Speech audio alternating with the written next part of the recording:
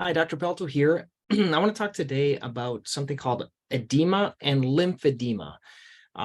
This isn't just for a little bit of swelling you have around your legs. This is for someone that has quite a bit of swelling and they really need medical treatment. But I'm going to go through everything from the simplest to the most complex. I'm going to focus specifically about what you can do on your own in terms of compression garments. I'm going to put explanations underneath as well, because many people have questions about this. So let's talk a little bit about edema and lymphedema. So specifically, this is an example of a patient with edema. They have some swelling and wounds on the side of the legs, because when there's a lot of swelling, it can break through the skin, and this can be very dangerous. A little bump in your leg can cause cellulitis or an infection, and it's very hard to get down. And we're going to go through this. So here's some really severe examples, starting with the less severe. An example of swelling on the left side of the leg. This could be simply from a blood clot. That's kind of beyond the scope of this talk, but it can be from varicose veins. It can be from just swelling on one side of the body. And this is really severe examples of swelling over years and years and years. This doesn't happen in a short amount of time. This happens with many, many years. You can see the skins have changed. This is broken down. It's been opened up. It's developed cellulitis. Really, you can see that the tissue is really hard and scarred. And this patient actually had an amputation. So these are real severe cases. This might not be you, but we're going to kind of go into and talk about the easier things first. So what causes it? We're going to start with some of the causes. This may be you if you're listening to this. Congestive heart failure. Your heart isn't pumping as much, so you get swelling on the legs. Cirrhosis. Your liver isn't working as well, causes a lot of swelling. Same thing with the kidney. Weakness or damage to the veins, really bad varicose veins can cause that. Inability or kind of a faulty lymphatic, that's a drainage system. Protein deficiency, wounds, history of wounds can cause it, and obesity and cellulitis as well. Those are things that can cause it. So what are the symptoms? Well, it's constant dull ache, burning pain, tiredness, pins and needles, cramping. Most people are going to see it because of just the swelling in the legs, right? And they can have wounds and skin changes. You can see really bad skin changes for this. Let's talk about the simplest thing. A little bit of swelling in the leg. This is what we do. First line of treatment, swelling one-sided, or patient comes in, really bad swelling, wounds, we'll put an Uniboot on them. A Uniboot is this thing. It's called an Uniboot. It has some almost like chamomile lotion in it, and you wrap it around the foot, and has zinc oxide and other things like that. You wrap it around. I usually use Uniboot, then I use 3-inch Coban on top of it, and then they come back in a week and I change it. That usually does a really good job at getting down the acute swelling and helps with healing the wounds. Step up from there is something called a Pro 4 dressing, which is a multi-layer compression dressing.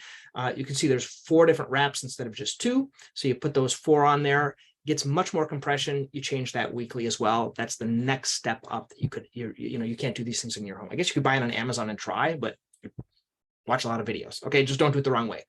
I would recommend seeing someone. Step up from there. Let's say you get the acute swelling down, and now your doctor says you need compression socks. Well, here's some example of compression socks. There's different levels. They go below the knee, they go above the knee. There are some prettier compression socks. There's different levels. There's 15 to 20, which is really, really weak. 20 to 30, and then 30 to 40. Usually 20 to 30, 30 to 40 are through prescription only through a medical supply store, but nowadays you can buy anything online. There's some that are cuter than others, so you can start with these. These are types of compression socks. What happens, hey, doctor, I can't get my compression socks on. There are a couple of other options. There are zipper socks, if they're easier to get on, zipper socks, but getting them on is really the hardest thing. So there are some advanced donning techniques, and I'll put these links underneath it. This is one type of a donner where you put the sock on and you put your foot inside of it.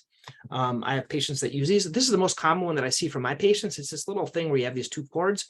You kind of pull it on and it pulls the sock on. Kind of a cool little donning system.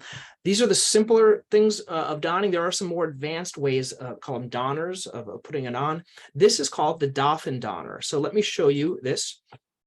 Dolphin Donner is something that you wrap on this big pole, and you put this thing on, this plastic thing, and it wraps up the sock on it.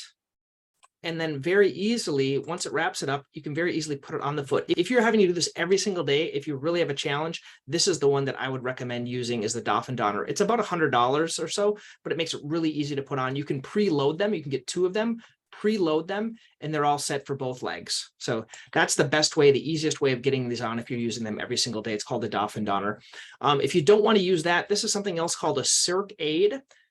Circ Aid is something where you put on this initial wrap around your foot, And then you put these devices, basically they're straps with Velcro, and you can do it according to the appropriate amount of tightness that you want.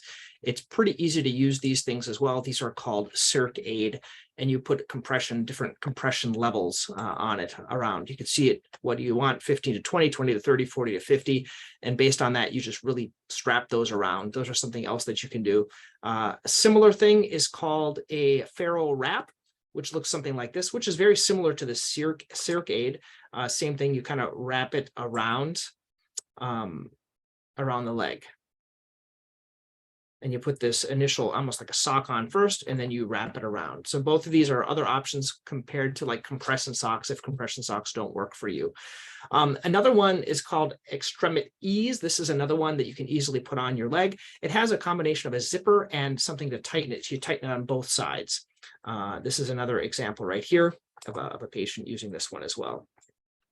So once again, you kind of strap it on like this. This is how it goes on your leg. Pretty easy to put on. You put it on, then you zipper it, and then you pull these things down to tighten it. This is another example. This is usually covered by insurance. Some of these are covered by insurance, others aren't. You really have to talk to your doctor of how to put these on. Okay.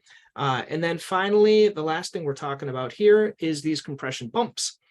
This is an example of the pumps right here that you can use. I put together this edema treatment evaluator here that goes over all the different treatment options. Once again, if you like this or you have any questions, please put a question underneath it. Okay, guys, you guys have a great one until next time. Okay, thanks.